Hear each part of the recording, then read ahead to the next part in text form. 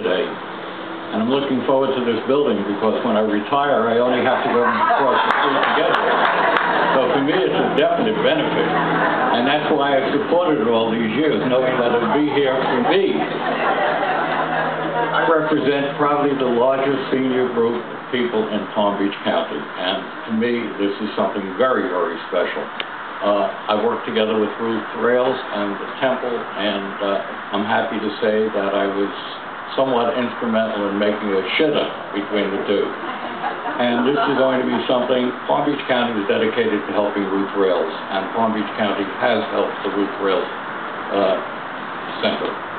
And we will continue to do that as long as you all pay your taxes.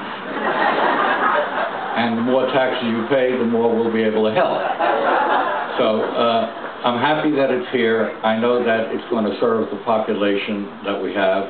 Our population, thank God, is getting older and older, more senior and more senior. I see some of my friends here who are not seniors yet, but will be seniors soon. And they'll all avail themselves of the many, many things that this building will have for them.